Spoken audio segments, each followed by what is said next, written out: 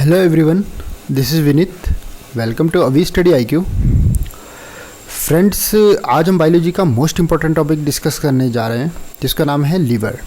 तो friends, last तक इस वीडियो को देखिएगा। और फ्रेंड्स, अगर आपको मेरे ये वीडियो पसंद आते हैं तो प्लीज़ वीडियो को सब्सक्राइब, लाइक, शेयर ज़रूर कीजिए और साथ ही साथ बेल आइकन को प्रेस करना मत भूलिए ताकि सारे वीडियो की नोटिफिकेशन आपको मिल पाए। चलिए फ्रेंड्स, स्टार्ट करते हैं। लीवर जो है वो क्या है, शरीर की सबसे बड़ी ग्रंथि है। It is known as the largest gland. इस वीडियो के अंदर हम लीवर को पूरा डिटेल में पढ़ने वाले हैं फ्रेंड्स, और तो वीडियो को शुरू से लेकर लास्ट तक देखिएगा। सबसे पहले ओरिजिन में आ जाते हैं। यदि मैं बात करता हूँ और लीवर के ओरिजिन की, तो ये किस भ्रूणीय परत से इसका निर्माण हुआ है, तो एंडोडर्म नामक भ्रूणीय परत से इसका निर्माण हुआ है। यदि वेट का बात करें तो 1.2 से 1.5 किलोग्राम तक इसका वेट होता है, ठीक है। और पोजीशन कहाँ पर है, right side of abdominal cavity below the diaphragm, ठीक है। यदि मैं लिवर लोब्स की बात करूँ तो ह्यूमन लिवर जो होता है बाई लोब्ड होता है। बाई लोब्ड का मतलब है राइट एंड लेफ्ट लोब, यानी कि मानव के यकृत के अंदर दो पालियां हैं, एक दाईं पाली और एक बाईं पाली। This is known as the right lobe and this is known as the left lobe. इसके अंदर कई लोगों को कन्फ्यूज़न रहता है, वो कन्फ्यूज़न मैं दूर कर देता हूँ आपका। ये क्या है, राइट लोब है जो कि बड़ा होता है, ये क्या है, लेफ्ट लोब है जो कि छोटा होता है, ठीक है।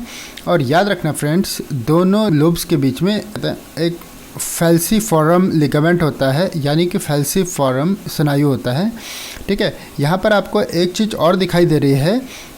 यहाँ पर आपको राइट लोब में दो पार्ट्स और पाए जाते हैं, क्वाड्रेट लोब और क्वाड्रेट लोब, ठीक है। तो ये नहीं सोचना कि राइट लोब और लेफ्ट लोब के अलावा दो और लोब्स पाए जाते हैं, नहीं। राइट लोब के ही दो और लोब्स होते हैं, एक का नाम है क्वाड्रेट लोब और एक का नाम है क्वाड्रेट लोब, ठीक है। और यहाँ पर राइट लोब के नीचे एक हरे रंग की जो संरचना पाई जाती है, आप देख सकते हैं, दाईं बड़ी वाली, मतलब कि राइट लोब जो बड़ा है उसके नीचे, उसके ठीक नीचे एक हरे रंग की थैलीनुमा संरचना पाई जाती है। एक ग्रीन कलर की सैक लाइक स्ट्रक्चर प्रेजेंट होता है और इसको हम क्या कहते हैं, गॉल ब्लैडर कहते हैं। वेरी इंपॉर्टेंट है फ्रेंड्स, गॉल ब्लैडर यानी कि पित्ताशय। और इस पित्ताशय के अंदर यकृत की कोशिकाओं के द्वारा स्रावित जो पित्तरस है वो यहाँ पर स्टोर होता है। ध्यान रहे फ्रेंड्स, पित्ताशय कभी भी पित्तरस का श्रावण नहीं करता है, पित्तरस का श्रावण लीवर करता है। और लीवर के द्वारा बाइल जूस सीक्रेट होता है जो गॉल ब्लैडर में एकत्रित होता है, ठीक है। और इसके अंदर ये गॉल ब्लैडर है, इसके अंदर बाइल जूस स्टोर है। अब ध्यान रखना है कि गॉल ब्लैडर से निकलने वाली डक्ट को क्या कहते हैं, पित्तवाहिनी। इसको क्या कहते हैं, पित्तवाहिनी। पित्तवाहिनी को हम कहते हैं सिस्टिक डक्ट, ठीक है। और आप ये भी जानते हो कि लिवर के कितने लोब्स हैं, दो लोब्स हैं, राइट लोब और लेफ्ट लोब। ये राइट लोब है, ये लेफ्ट लोब है, ठीक है। एक जो डक्ट निकलेगी, एक हेपेटिक डक्ट तो राइट हेपेटिक डक्ट आएगी, ठीक है। एक लेफ्ट से आएगी तो लेफ्ट हेपेटिक डक्ट है, ठीक है। दोनों मिल जाती हैं और दोनों मिलकर क्या बोलते हैं, कॉमन हेपेटिक डक्ट बनाती हैं। कॉमन हेपेटिक डक्ट, लेफ्ट और राइट हेपेटिक डक्ट मिलकर बनाती है कॉमन हेपेटिक डक्ट, ठीक है। कॉमन हेपेटिक डक्ट और सिस्टिक डक्ट दोनों मिलकर के, ये दोनों फ्यूज़ होकर के कॉमन बाइल डक्ट का निर्माण करती हैं। ये जो कॉमन बाइल डक्ट है इसको हम क्या कहते हैं, डक्टस कोलोइडिकस के नाम से भी जानते हैं। और ये आगे चल कर के पैंक्रियाज के डक्ट से जुड़ जाएगी। कॉमन बाइल डक्ट क्या लेकर आ रही है, बाइल जूस लेकर आ रही है। और पैंक्रियाज से क्या पैंक्रियाटिक डक्ट से क्या आ रहा है, पैंक्रियाटिक जूस आ रहा है, ठीक है। और ये कॉमन बाइल डक्ट से आ रहा है बाइल जूस। ये दोनों आपस में फ्यूज़ हो जाएंगे और एक कॉमन डक्ट बना देंगे और इसको नाम है hepato pancreatic duct. Hepato pancreatic duct होता है, यानी कि यकृत अग्नाशय वाहिनी बन जाएगी। और ये यकृत अग्नाशय वाहिनी आगे चल कर के स्मॉल इंटेस्टाइन के प्रथम भाग यानी ड्यूडेनम के आगे खुल जाएगी, राइट। तो आपको मालूम है ड्यूडेनम से पहले क्या था, आमाशय था, यानी कि स्टमक था, ठीक है। स्टमक से भोजन आया होगा ड्यूडेनम में, वो कैसा था, एसिडिक था। तो ये जो दोनों जूसेस हैं, बाइल जूस और पैंक्रियाटिक जूस, जिनको कि हेपेटो पैंक्रियाटिक डक्ट लेके आ रहे हैं, ये यहाँ पर ड्यूडेनम के अंदर फूड को क्या बना देंगे, अल्कलाइन बना देंगे। क्योंकि आप जानते होंगे कि बाइल जूस जो है उसका पीएच होता है 7.56 से लेकर 8.6 के बीच में, और पैंक्रियाटिक जूस का पीएच होता है 7.5 से लेकर 8 के बीच में होता है। तो दोनों ही जूस कैसे अल्कलाइन है, तो वो ड्यूडेनम के अंदर, ग्रहणी के अंदर जो स्मॉल इंटेस्टाइन का भाग है वो अम्लीय भोजन को क्षारीय बना देंगे। ठीक है, ये कॉमन बाइल डक्ट है, ये पैंक्रियाटिक डक्ट है, दोनों जोड़कर क्या बना देंगे, हेपेटो पैंक्रियाटिक डक्ट बना देंगे। ये ओपन हो जाएगी ड्यूडेनम के अंदर। ठीक है, एक चीज़ ध्यान दे रखना, जहाँ पर हेपेटो पैंक्रियाटिक डक्ट यहाँ पर ड्यूडेनम के अंदर खुल रही है, ठीक है, जहाँ पर हेपेटो पैंक्रियाटिक डक्ट ड्यूडेनम के अंदर खुल रही है वहाँ पे एक वॉल्व है और उसको बोलते हैं स्फिंक्टर ऑफ ओढ़ाई। ठीक है, ये स्फिंक्टर का मतलब क्या होता है, ये एक वॉल्व की तरह काम करता है और यहाँ पे जो सिक्रेशन हो रहा है उसको क्या कर रहा है, कंट्रोल कर रहा है।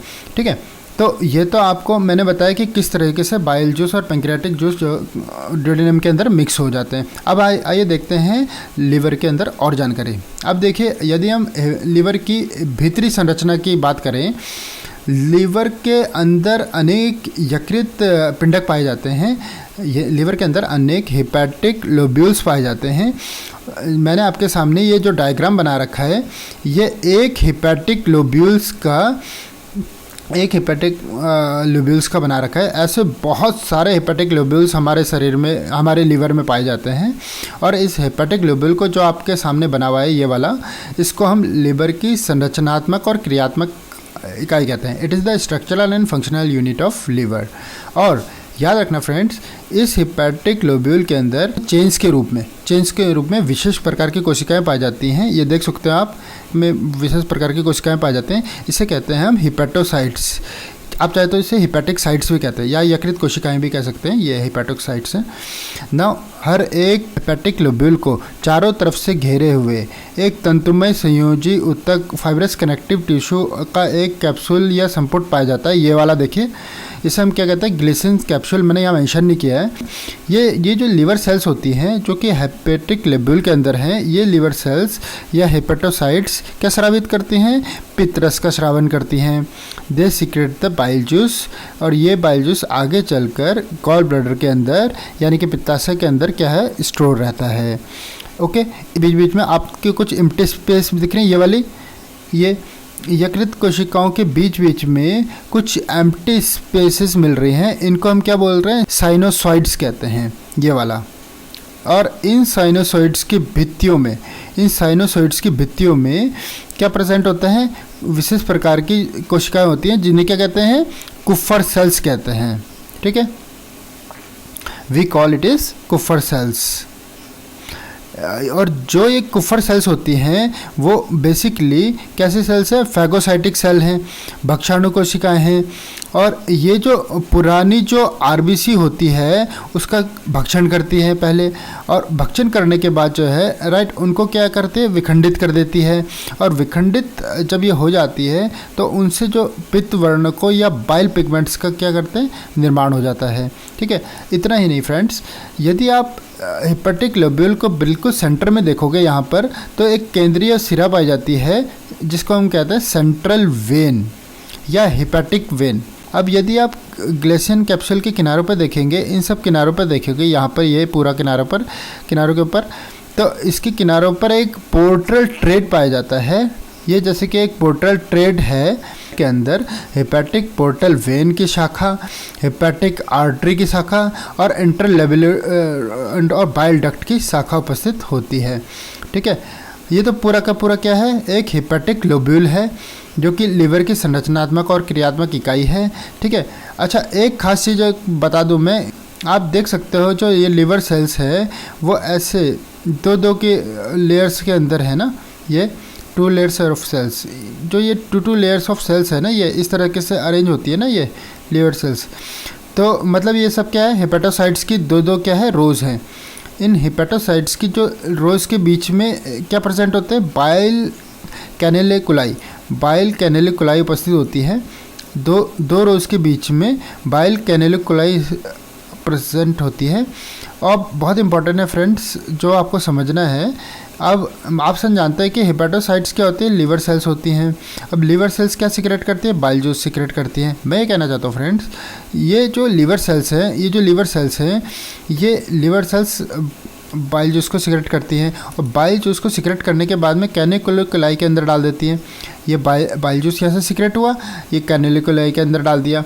ये जो कैनिकुलिकुलाई होती है वो किस में खिल जाती है, hepatic duct, branch of hepatic duct में खुल जाती है, मतलब यकृत वाहिनियों की शाखाओं के अंदर खुल जाती है। अगर क्योंकि हेपेटिक डक्ट कहाँ से आ रही है, लिवर के विभिन्न लोब से आ रही है, तो वहाँ से बाहर आ जाती है और बाहर आकर क्या बनाती है, सामान्य यकृत वाहिनी बना देती है। आप जानते हो कि कॉमन हेपेटिक डक्ट बनाती है, जो कि मैंने शुरुआत में भी बता दिया था आपको, है ना। अब जो सबसे इम्पोर्टेंट चीज़ आती है वो है लिवर के फंक्शन। अब हम पढ़ने जा रहे हैं लिवर के फंक्शन, जो बहुत बहुत इम्पोर्टेंट है। अब देखिए लिवर के फंक्शन को देखिए। लिवर, यहाँ पर मैंने बहुत सारे फंक्शन दिए हुए हैं और आप सोच सकते हैं कि ये लिवर डैमेज हो जाए तो ये कितने सारे फंक्शन जो आपके बॉडी में इफ़ेक्टेड हो सकते हैं। इन फंक्शन से हम मालूम होता है कि लिवर कितना इम्पोर्टेंट ऑर्गन है हमारी बॉडी के लिए। तो सबसे पहले देखते हैं, जैसा कि आप जानते हैं, पूरे वीडियो के अंदर आपने देखा कि लिवर के अंदर मिलने वाली जो लिवर सेल्स हैं वो पित्त रस का जो है संश्लेषण करती हैं। ऑफ कोर्स यहाँ पे जो लिवर की सेल्स होती हैं वो न केवल बाइल जूस को संश्लेषित करती हैं, अभी तो उसका स्रावण भी करती है, रिलीज भी करती है। तो पहला पॉइंट तो ये हो गया, ठीक है। नंबर 2 है, भ्रूण अवस्था में यकृत आरबीसी का क्या करता है, निर्माण करता है। मतलब इस आरबीसी के निर्माण की प्रक्रिया को हम हीमोपोइसिस कहते हैं। मतलब लिवर एक हीमोपोइटिक की तरह काम कर रहा है। नॉर्मली हमारे अंदर, एडल्ट के अंदर आरबीसी लिवर के अंदर नहीं बनती है। एडल्ट्स के अंदर जो आरबीसी है वो बोन मैरो के अंदर बनती है। लेकिन जब ये एक जीव भ्रूणी अवस्था में होता है, एम्ब्रियोनिक कंडीशन में होता है, तो उसके अंदर यकृत के अंदर आरबीसी का फॉर्मेशन होता है। तो मैं कह सकता हूँ फ्रेंड्स कि भ्रूणी अवस्था में लिवर एक हेमोपोइटिक ऑर्गन की तरह काम करता है और हेमोपोइसिस में मदद करता है, अर्थात आरबीसी में मदद कर रहा है। ये तीन पार्ट्स बहुत इम्पोर्टेंट है। ये लिवर के सबसे इम्पोर्टेंट काम है। लिवर जो है ग्लाइकोजेनेसिस को प्रेरित करता है, जैसे कि नाम शो कर रहा है ग्लाइकोजेनेसिस। जो भी आप ग्लूकोज लेते हो, अतिरिक्त ग्लूकोज को लिवर के अंदर ग्लाइकोजन में बदल दिया जाता है। तो ग्लूकोज को ग्लाइकोजन में बदलने की प्रक्रिया है, उसको हम क्या कहते हैं, ग्लाइकोजेनेसिस कहते हैं। और लिवर जो होता है उस ग्लाइकोजन को स्टोर करता है। ग्लाइकोजन कहाँ स्टोर होता है, लिवर के अंदर। इसी तरीके से ये वाला पॉइंट देखिए, ग्लाइकोजिनोलाइसिस। देखिए ये वाला ग्लाइकोजेनेसिस था, ये ग्लाइकोजिनोलाइसिस है। ग्लाइकोजेनोलाइसिस एकदम उल्टा है। कभी कभी ऐसा भी होता है कि आप फास्टिंग जब करते हैं और बाहर से आप जब नहीं लेते हैं तो उस वक्त लिवर के अंदर जो स्टोर्ड ग्लाइकोजन था वो किस में कन्वर्ट हो जाता है, ग्लूकोज में। तो ग्लाइकोजन का ग्लूकोज में बदलना क्या है, ग्लाइकोजेनोलाइसिस। लाइसिस का मतलब होता है ब्रेकडाउन, ग्लाइकोजेनोलाइसिस, ठीक है। दूसरा पॉइंट है ग्लूकोनियोजेनेसिस। देखिए ग्लूको मना ग्लूकोज, नियो मतलब नया, जेनेसिस मतलब फॉर्मेशन। मतलब कभी कभी ऐसा भी होता है कि लिवर जो है अमीनो एसिड्स और वसी अम्ल यानी फैटी एसिड्स को भी, इन दोनों को ग्लूकोज में कन्वर्ट कर देता है, ठीक है फ्रेंड्स। तो ये भी ध्यान रखना है। अब एक और बहुत इंपॉर्टेंट पॉइंट है लिवर का, और वो है डीएमिनेशन। डीएमिनेशन का मतलब क्या है, ये लिवर का करैक्टरिस्टिक फीचर है। ये अमीनो अम्लों को अमोनिया में कन्वर्ट कर देता है। डीएमिनेशन का मतलब होता है अमीनो एसिड से अमोनिया को बाहर निकाल देता है, डीएमिनेशन करवाता है। ध्यान रखना है ये डीएमिनेशन हुआ है जिसमें कि अमोनिया निकला है, तो हम क्या कहते हैं कि ये अमोनिया होता है कार्बन डाइऑक्साइड से कंबाइंड करके और क्या बनाता है, यूरिया बनाता है। तो एक एक्सक्रीटरी सिस्टम में हम साइकिल बनाते हैं, ऑर्निथिंग साइकिल। मैं ये कहना चाहता हूँ फ्रेंड्स, ऑर्निथिंग साइकिल्स यूरिया निर्माण की साइकिल है। और यहाँ पर क्या होता है, अमोनिया कंबाइन करता है कार्बन डाइऑक्साइड से और यूरिया का फॉर्मेशन हो जाता है। याद रखना फ्रेंड्स, यूरिया फॉर्मेशन लीवर के अंदर होता है और एक्सक्रीट आउट कहाँ से होता है, किडनी से। तो आपको ये ध्यान रखना है, यदि पूछे कि यूरिया फॉर्मेशन और ऑर्निथिंग साइकिल कहाँ चलती है, वो कहाँ चलती है, लीवर में, ठीक है। अब एक और होता है हिपेरिन का संश्लेषण।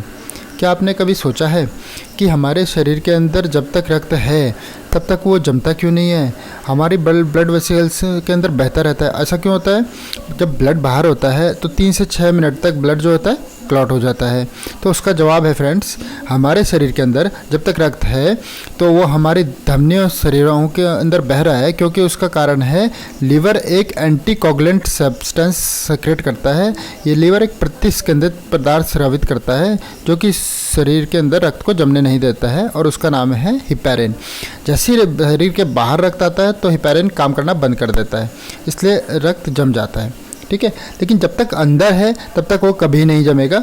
उसका सबसे बड़ा कारण है कि हिपैरिन, जिसको कि कौन सीक्रेट करता है? लीवर सीक्रेट करता है। दूसरा है विटामिन ए का संश्लेषण। विटामिन ए का जो संश्लेषण है, जो कि आंखों के लिए बहुत इंपॉर्टेंट है, उसका संश्लेषण कहाँ होता है? लीवर के अंदर होता है। जैसे कि हम कहते हैं फ्रेंड्स कि गाजर खाने से आंखों की रोशनी बढ़ जाती है। वास्तव में उसके लॉजिक क्या है कि गाजर के अंदर बीटा कैरोटीन होता है। जब आप ज़्यादा से ज़्यादा मात्रा कैरोटीन का सेवन करते हैं, यानी कि जब आप गाजर को खाते हो तो शरीर में क्या जाता है? बीटा कैरोटीन जाता है। ठीक है, और जब बीटा कैरोटीन जाता है तो लीवर जो है वो बीटा कैरोटीन को विटामिन ए के अंदर चेंज कर देता है। ठीक है, अब लीवर स्टोर भी करता है। लीवर स्टोरेज कर रहा है किसका? लीवर स्टोर कर रहा है विटामिन ए, डी, ई, के और B12। ठीक है, इसको स्टोर करता है। इसका मतलब कह सकते हैं कि ये विटामिन का भी संचय करता है।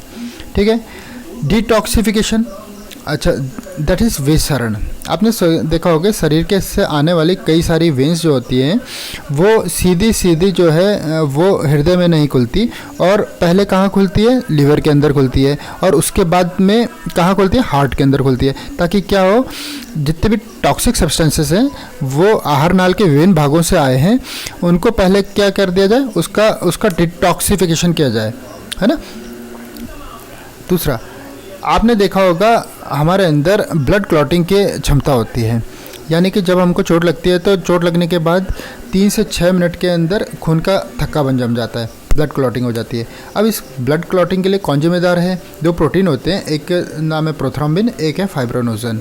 क्या आपने सोचा है कि लीवर जो है वो क्या करता है? इनका निर्माण करता है, प्रोथ्रोम्बिन और फाइब्रोनोजन, जो कि बहुत ही इंपॉर्टेंट है। किसके लिए? ब्लड क्लॉटिंग के लिए, रक्त का थक्का जमाने के लिए। इनका निर्माण भी किससे होता है? लीवर से होता है। ठीक है, अब नेक्स्ट हम देख सकते हैं योग, यानी पीतक संश्लेषण। पीतक के निर्माण को संश्लेषण या वाइटोलोजेनेसिस कहते हैं इसको। ज़्यादातर पीतक का निर्माण कहाँ होता है? यकृत के अंदर होता है। इतना ही नहीं, ये जो लीवर होता है वो बहुत सारे मिनरल्स को स्टोरेज करता है, जैसे कि iron, copper, zinc, cobalt, molybdenum. इसलिए तो कहते हैं friends liver is the good source of iron. ये आयरन जो है, आयरन किस अवस्था में रहता है? फेरिक के फॉर्म में रहता है। ठीक है, अभी आपने देखा था फ्रेंड्स लीवर जो है विटामिन्स का स्टोरेज कर रहा था, ये स्टोरेज करता है किसका? फैट का भी। ये वसा का भी थोड़ा बहुत स्टोरेज कर लेता है। ठीक है, जितने भी जो लोग शराबी लोग होते हैं, अल्कोहलिक लोग होते हैं, जो कि शराब की जिनको लत पड़ जाती है और लगातार शराब पीते हैं, जो एडिक्ट हो जाते हैं, तो जितने भी जो शराबी व्यक्ति होते हैं उनके लीवर के अंदर बेसिकली हेपेटोसाइट्स के स्थान पर क्या हो जाता है? फैट का संग्रह हो जाता है। ऐसे लीवर को हम क्या कहते हैं? फैटी लीवर कहते हैं। और ये जो फैटी लीवर होता है, जब लीवर के अंदर फैट जमा हो जाता है तो लीवर की सेल्स अपना फंक्शन करना बंद कर देती हैं और ये सारे फंक्शन इफेक्टिव हो जाएंगे। ठीक है, ये लीवर जो होता है वो फैगोसाइटोसिस करता है। हानिकारक जो जीवाणु होते हैं, यानी कि जीवाणु का भक्षण करने का काम है, वो भी इनका है। बाइल जूस जो है, जैसा हमने देखा है कि लीवर जो होता है बाइल जूस का स्रावण करता है। बाइल जूस वसा का इम्लिसिफिकेशन करता है। ठीक है, इम्लिसिफिकेशन ऑफ फैट का मतलब होता है वसा की बड़ी बूंदों को या उसकी ग्रेन्यूल्स को छोटे ड्रॉपलेट्स के अंदर बदल देना। ठीक है, तो ये भी काम लीवर करता है। ठीक है, अब एक आता है एल्ब्यूमिन सिंथेसिस और लिम्फ। ये एल्ब्यूमिन संश्लेषण में भी सहायक करता है। एल्ब्यूमिन एक प्रोटीन है, उसके संश्लेषण में भी सहायक है। ऐसा माना जाता है कि ये लिम्फ निर्माण में भी सहायक है। तो ये जो था ये लीवर के फंक्शंस थे फ्रेंड्स। तो फ्रेंड्स यहाँ पर हमने फंक्शन ऑफ लीवर को जाना, और यहाँ पर अब थोड़ा सा महत्वपूर्ण जानकारियाँ हैं लीवर के बारे में। जैसे लिवर इन्फेक्शन, लिवर में सूजन, लिवर में की बीमारी, लिवर में दर्द, और क्या खाएं अगर लिवर इन्फेक्शन हो तो ये इम्पॉर्टेंट है, थोड़ा सा आप देख लीजिए। आप इसको स्क्रीनशॉट भी ले सकते हैं। लिवर इन्फेक्शन में क्या खाएं ये बहुत ज़रूरी है। क्या करें? हरी पत्तेदार सब्जियां खाइए, ठीक है। लीवर को साफ़ रखने के लिए ज़्यादा से ज़्यादा मात्रा में हरी पत्तेदार सब्जियों का सेवन कीजिए फ्रेंड्स। अदरक का सेवन बढ़ाइए। अदरक में सल्फ़र कंपाउंड होते हैं, ठीक है। हल्दी का सेवन कीजिए। लीवर को सेहतमंद रखने के अलावा हल्दी का सेवन लीवर सेल्स को पुनर्निर्माण में मदद करता है। तो फ्रेंड्स, यहाँ पर हमारा टॉपिक ख़त्म होता है। आगे हम पैंक्रियाज के बारे में डिटेल में जानेंगे। तो अगर आपको मेरी ये वीडियो पसंद आती है तो guys please like and share this video to support my work, और लेटेस्ट वीडियो नोटिफिकेशन के लिए बेल आइकन को ज़रूर दबा दीजिए। तो थैंक्स फॉर वॉचिंग।